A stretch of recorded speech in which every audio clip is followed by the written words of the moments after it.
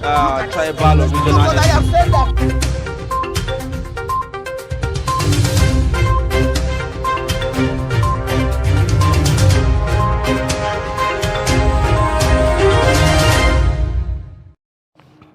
Welcome back. If you're just joining us, it's Daybreak on Trust Television, and it's that segment of the program where we bring you all the headlines that made the front pages of the newspapers this morning. And as usual, we would begin with the Daily Trust. The major headline here is still staying with the Naira redesign. Buhari out to truncate democracy, Ganduji. President counters Supreme Court insists on ban of old 500, 1,000 Naira notes. Nigerians recount losses. Nationwide broadcast contempt of court. Lawyers, they remain legal tender in Kaduna, Erufai. And there you 5 pictures of Nigerians who besieged ATM points yesterday with customers trooping to withdraw money at the bank in Wuse Market. And another picture there where a customer is taking a nap by an ATM machine around Area 8 in Abuja. And to other stories, 404,000 security personnel for election, according to the IGP. G5, Wike forecloses reconciliation with Atiku. And forced abortion reports, National Human Rights Commission panel grills military, rescue women, others. You'll find that on page 7. To other story, pregnant woman dies in Kano hospital over payment alert delay. Doctors ignored my bleeding wife, husband. We are investigating, hospital board. Unbundling railway would not lead to job losses. That's according to the Minister of Transport there. You find that on page 18. U.S. to return $954,000 Alame Siaga's loot to Nigeria. You find that on page 28. And 7 northern states owe NECO $2 billion. This is coming from the register. And then we have this little tidbits right below the name marks there with 8 days to go. Politicians importing thugs into Nasarawa. Commissioner of Police raises alarm. A new opinion poll favors Tinubu for presidency. Nigerian journalists offer tips for covering 2023 election. You'll find these and many more interesting reports on the offering on the front page of today's Daily Trust. And for this Nigeria this morning, just below the masthead, we see President wrong on Naira policy, says Speaker Gbajabiamila.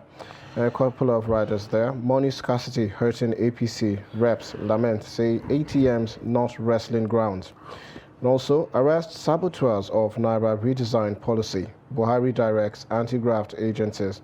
And beside the masthead, we see 404,106 security personnel to man elections, according to the Inspector General of Police. Beside the pictorial, we see reconciliation of PDP. Leadership with G5 too late, says Wike. Catch that story on page 13. And underneath, we see U.S. to return $954,000 Alamesia loot.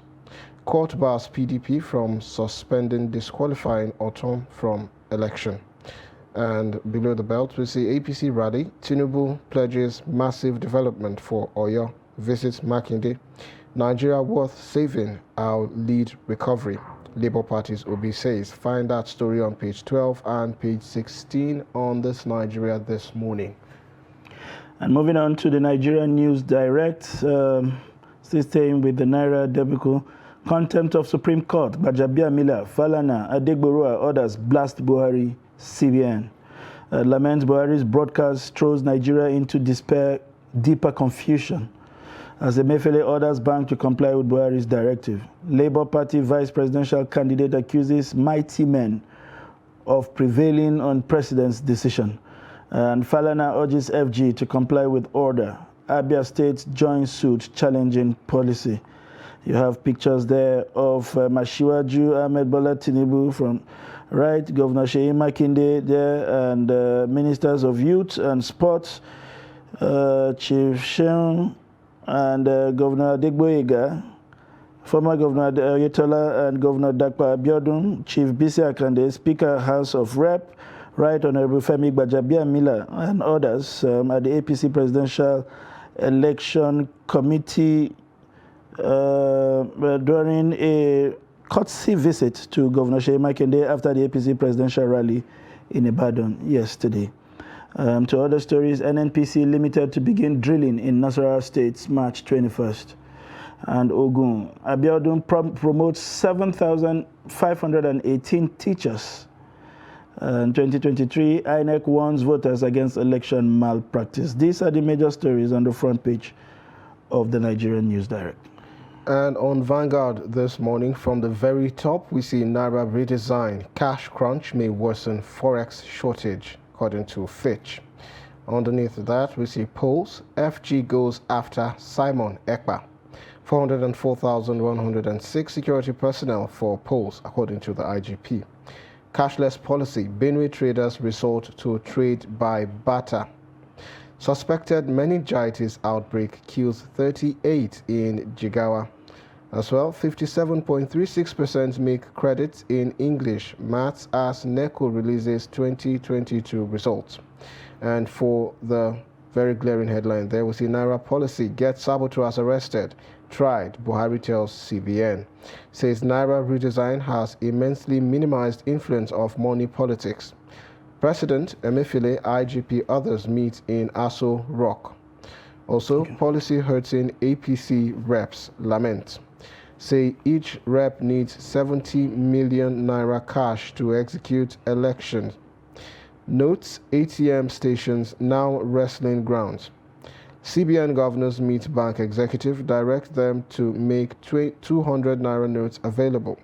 And finally, Buhari flouted Supreme Court order. Bajabiamila Falano CSOs, find that on page 4 and page 8. You can find all this and also much more on the Vanguard newspaper this morning. Moving on to first news this morning, still on the Naira crisis, Buhari under fire for overruling Supreme Court. As Bajabiamila deployed President's declaration knocks Emefiele over policy. Buhari wants APC to lose 2023 presidency. Ganduje says World Bank, IMF faulted Naira design, yet you are defending it. Pity Nigerians, Soludo tells Buhari. Nigerians now see APC as a source of their suffering, reps majority leader. President has ignored Supreme Court, sending wrong signals, Ubani. And Buhari has committed exclusive rascality, encouraged lawlessness, anarchy at Degborua. APC has chosen dangerous routes to retain power, fueling crisis to force election postponement. Timmy Frank. And to other stories, new Naira 2 trillion hoarded banknotes have been retrieved, Buhari. Naira scarcity, CBN 15 bank working on president's directive. Banks to lose 5 billion to violent protests. This is coming from ex-Biffy. And new Naira notes Federal High Court waits on Supreme Court's adjourned suits. And APC holding new Naira notes for election, PDP. Everything on the first page, or rather first news newspaper this morning, seemed to dwell exclusively on the Naira. And we are seeing another safety alert there by the Britons, saying avoid banks ATM, 23 states, UK warns citizens in Nigeria. And to other stories, Rep, we will vote massively for Iweruso Maxon, Ogbea Constituency 1 Community pledges. These are the major stories on the front page of First Newspaper. And the Nigerian Tribune newspaper also leads with the Naira policy broadcast. Starts with Speaker MBF Afenifere, IPAC, others fault Buhari as President orders return of old 200 Naira notes to circulation.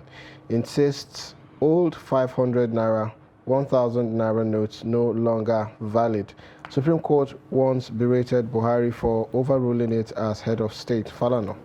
Commercial banks refuse to open in parts of Kano, Ibadan, Abeokuta, Warri, Asaba. Take responsibility for your policy's failure, Atiku tells APC. And also, Emefiele meets 15 bank CEOs, promises to circulate between 700 billion naira and 800 billion naira by end of February. And you can catch this and much more on the Nigerian Tribune newspaper this morning. And that's the much we have on the front pages. Joining us now in the studio is the editor, 21st Century Chronicle, Malam Nuruddin Abdullah. It's a pleasure to have you join us in the studio this morning. The issues have not departed from what we looked at last week when you were here. I'm only hoping that you have been able to find cash from the ATM, from your escapade. Yeah. You know, we saw rapid developments yesterday. at the wake of the morning, the president announced some measures, in a live broadcast that talked about his approval to refloat the 200 naira. And then before the day wound up, Ganduje, in another engagement, openly castigated the president and saying he's out to truncate democracy. And we also have Erufai, declaring that the naira remained valid in Kaduna State. People who hitherto have been 100% behind the president now coming out to challenge the authority of the president and even making parallel statements with regards to the authority of the president. What do you make of all the developments in the polity yesterday as regards the naira?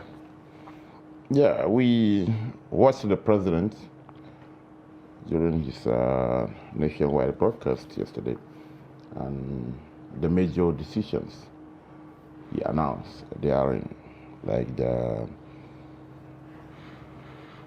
he revalidated the 200 naira bill, and he made other statements.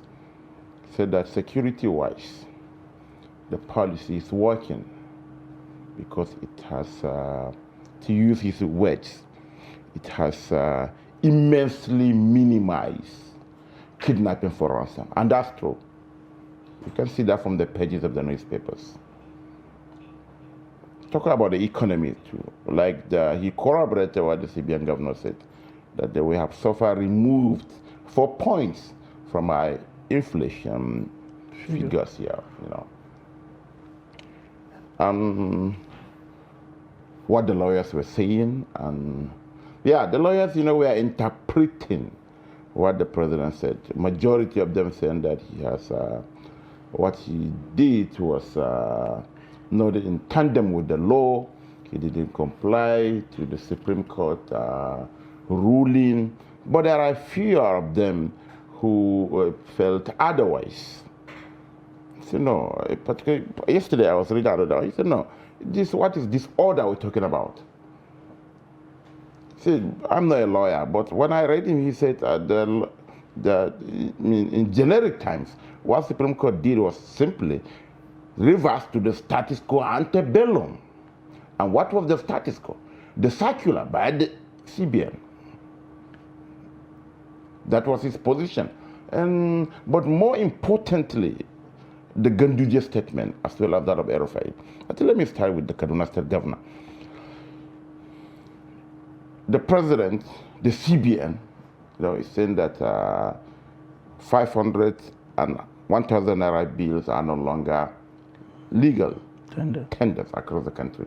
But he is saying, I don't think he is trying to usurp the powers donated to the central government and being implemented by the president through his agents like the CBN.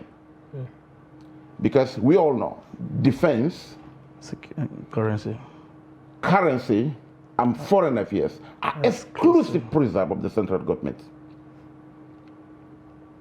Where did he get such powers? That is one. And secondly, I think what the governor is doing, may trigger chaos. When I say chaos, he's threatening arrest. Yes, he can revoke, as the governor of the state, the land titles and some other things of banks operating in the state. Okay. But is he going to command the police, the DSS, the civil defense to make arrest? Okay, no. So sir, let's take Malam Nasir El-Rufai's briefing from last night. Yeah. Take a look. Stay calm and peaceful and support the lawful means being utilized to solve our problems.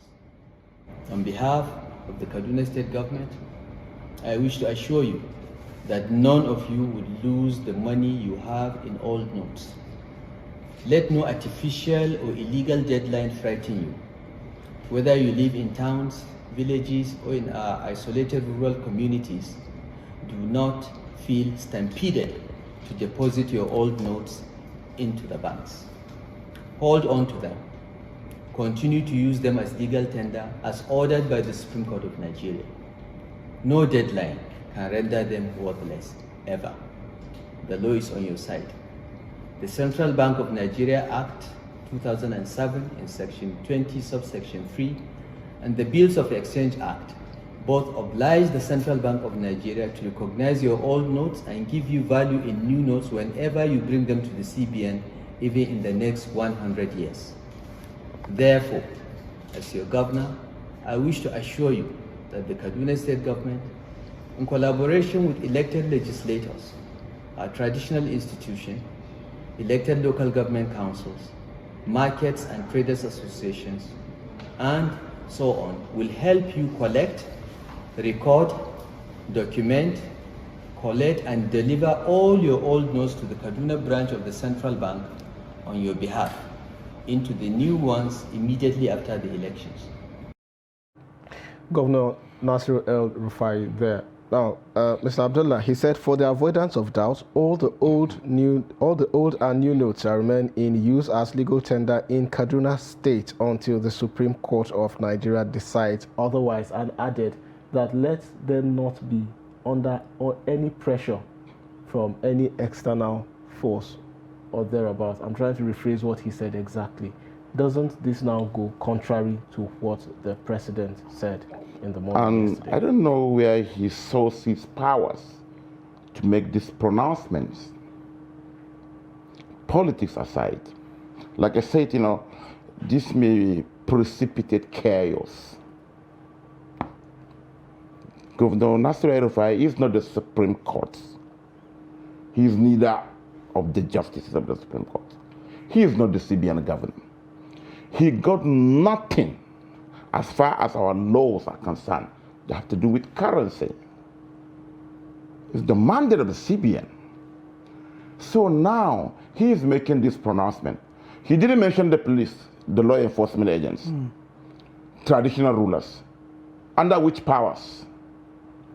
Market leaders, legislators. Again, can he tell us how much old banknotes are in the hands of the residents of Kaduna people? How much? Is there any businessman or community that they come out and say, okay, this is how much we have, and we could not deposit it in the last 3 months? As of yesterday, the president said during his address that the CBN have retrieved 2.1 trillion of the old banknotes back to the CBN. So which old notes are we talking about? This leads us to one thing. That some politicians have stashed these old notes for usage other than legal during the election. That brings me to something he said. He said, keep them. The Kaduna State government will retrieve them from you and take them to CBN immediately after the election. So the question really is, why not retrieve them before the elections and comply with the date? Why is that so possible to do now? Why does it have to be after the elections? Again, there is no denying the fact that the policy has created difficulties across all the stratum of the society. You understand? But the sudden emergence of some neoliberal apostles in this country to be now championing the cause of the poor masses is another thing that is not only ridiculous, but it's an assault on the psyche of Nigerians. Yes, he said that the president has flouted the Supreme Court order. How many court orders has he flouted as governor of Kaduna? Kaduna, not even governor. According to his predecessor,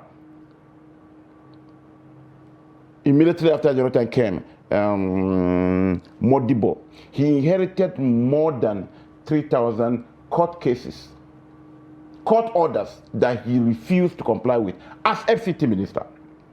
Interesting. How many court orders has he floated in Kaduna State as I'm talking to you? Which masses is he talking about? The teachers he sacked? The health workers he sacked? The open threats he banded around, you remember during the lockdown of the state by the NLC?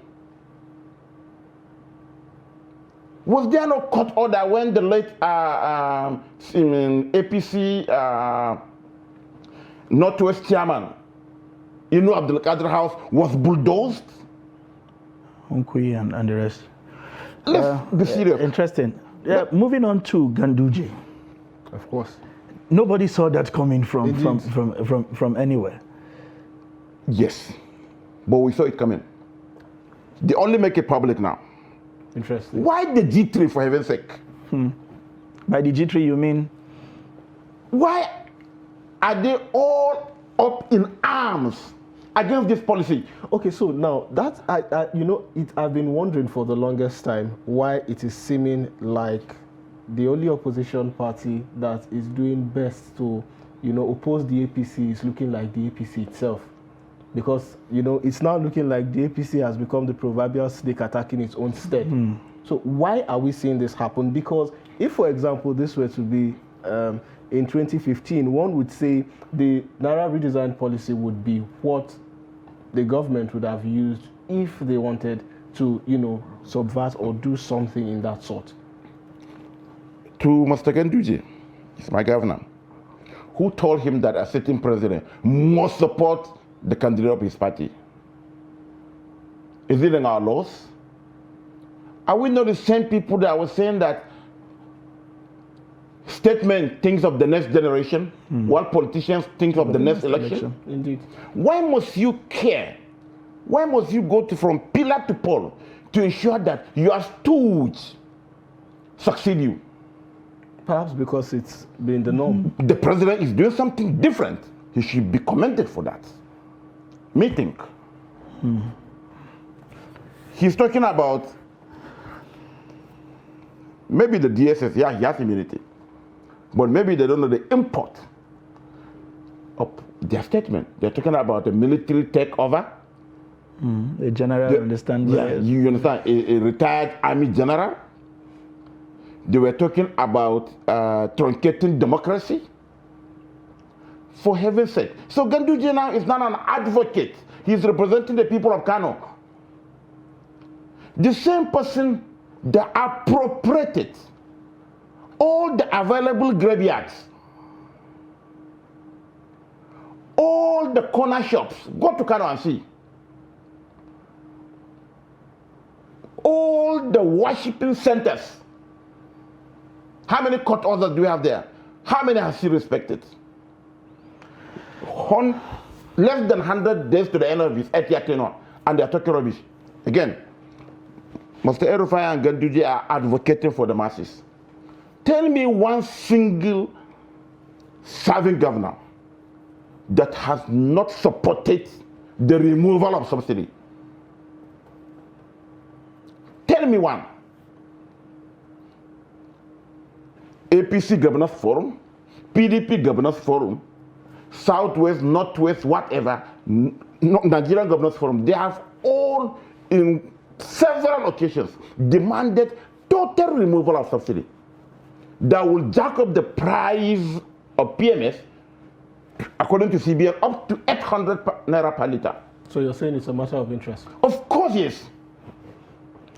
Only that the president, as far as I'm concerned, has decided to be on the side of the public. This is a temporary setback. Why must you have over 3.7 trillion in circulation?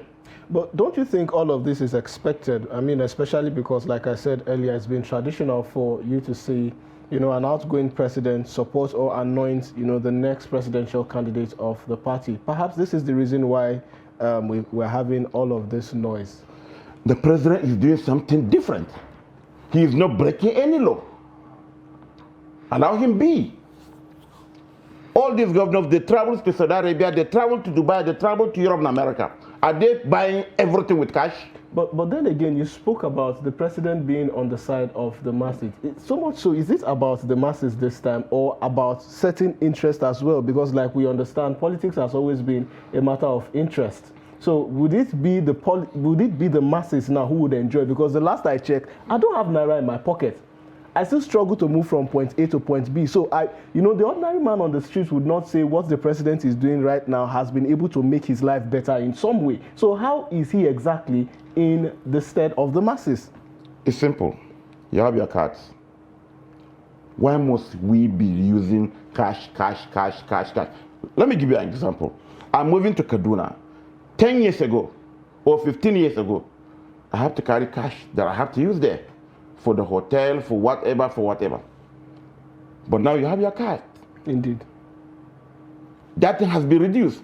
Robbery for cash has been reduced drastically, even though we have banditry and what have you. And again, is it dole to use this word that we must be carrying cash? And again, the governors are angry because, like EFCC chairman said, some of them have stacked so much cash.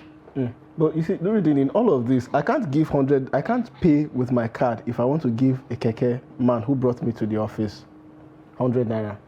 Do I have to give the bike man who brings me from point A to point B 15 naira my card to pay with POS? How do we address these issues? You see, these are the rudiments. Now, Nuruddin, I give another example. Yeah. Say I have a sibling who is in junior secondary school currently. He goes to school every day and most time takes food to school from home. Now, in the occasion where he doesn't take food to school, he has to be given money because, of course, he needs to get something to eat for lunch break. Do we now give my young sibling a card to take to school every time? You see, these are the issues. We can't expunge cash completely from the system, and Nigerians are still suffering it. So how do we go about it? That's what I'm saying. These difficulties can be permanent. Like the president said yesterday, some people have hijacked it. You see EFCC operatives, ICPC operatives, storming vaults of banks where this cash are stacked. All these things cannot be permanent. But the fact remains that out of the 3.7 trillion in circulation, more than 80% was in the hands of the public, was in your bedroom, is in his bedroom. It wasn't in my bedroom. And what if you? But now within this period, they retrieve almost 2.1 trillion back into the. So what we are seeing here is this, like the president said, you understand? There must be difficulties in every policy. Whether the intention of the CBN governor who contested election, who wanted to contest election, is political or not, whether the president is being vengeful or not. The fact remains that this is good for the economy in the overall, in the general. So that's what I'm saying. All these things you said can be addressed. That's why you have OPay now. Apart from the banks, yesterday I was introduced to because I couldn't. Okay, so not to market any platform on. Yeah, you know, like they call it OPay. I don't know why. So it's easy. Okay, so far there's been the rise in instant payments platforms, and of course we know that would cushion, a lot of the challenges that we've been facing. And more importantly, after the election, all these cries will mellow down, and you will see the money will be enough to pay for the keke, to pay for the. But Nuruddin, the last I checked, 100 naira, 50 naira, 20 naira has not had any issues, but some way, somehow, they've been snuffed out of the system. Because the politicians have took it away, they hid it, and they want to bribe people. So do you intend to bribe someone with 50 naira notes? They bribe people with 30 naira salt. Interesting. With a bar soap, I saw that it's not up to 50 naira. I saw it in 2019. Interesting. Publicly. Interesting. And finally, maybe on this, what we are saying is simple. There is a policy which, in the long run, will benefit me and you, and what if you. But these politicians now, let them go.